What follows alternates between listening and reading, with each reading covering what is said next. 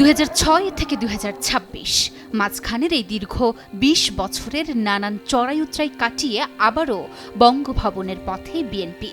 তবে চমক শুধু ক্ষমতার পট পরিবর্তনের নয়, চমক সংসদের বিরোধী বেঞ্চেও। সংসদীয় গণতন্ত্রের ইতিহাসে প্রথমবারের মতো প্রধান বিরোধী দল হিসেবে আত্মপ্রকাশ করছে জামায়াতে ইসলামী। আল্লাহ তাআলাকে ভয় করতে হবে। সময়টা তখন 2001। ধানের শীষের সেই নিরঙ্কুশ জয়ের স্মৃতি এখনো ফিকে হয়ে যায়নি।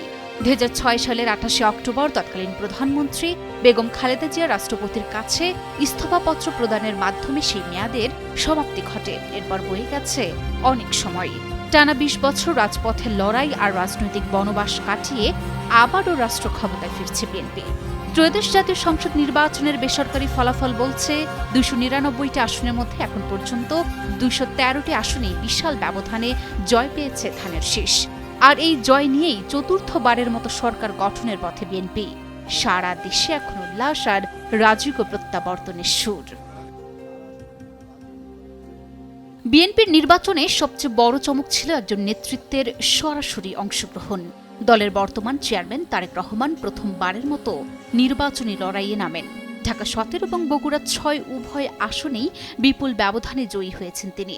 দলের পক্ষ থেকে আগেই ঘোষণা করা হয়েছিল ক্ষমতায় গেলে তিনিই হবেন দেশের পরবর্তী প্রধানমন্ত্রী।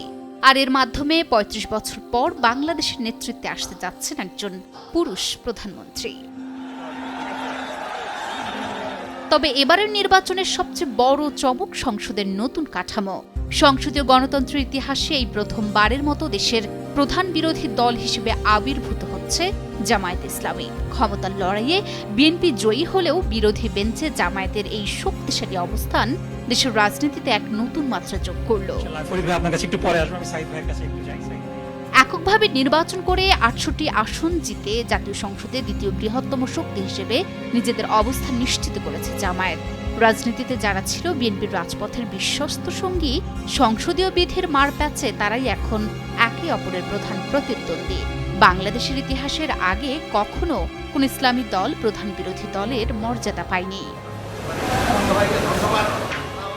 চমক কেবল এখানেই শেষ নয়। তরুণদের প্রতিনিধিত্বকারী দল হিসেবে পরিচিত জাতীয় নাগরিক পার্টি 6টি আসন পেয়ে সংসদে তাদের শক্তিশালী উপস্থিতি জানান দিয়েছে। এছাড়াও 12টি আসনে জয় পেয়েছেন স্বতন্ত্র অন্যান্য ক্ষুদ্র দলের প্রার্থীরা, যা নির্দেশ করছে দেশের রাজনীতিতে তৃতীয় শক্তির এক নতুন স্পন্দনের। সব মিলিয়ে 20 বছর পর ক্ষমতার মসনদে ফেরা বিএনপির জন্য যেমন এটি আনন্দের, তেমনি জামায়াতের জন্য এটি বড় এক রাজনৈতিক উত্তরণ। পুরনো জোটের রসায়ন পেছনে ফেলে এই দুই দল সংসদীয় গণতন্ত্রকে কতটা কার্যকর করতে পারে সেটি এখন দেখার বিষয়।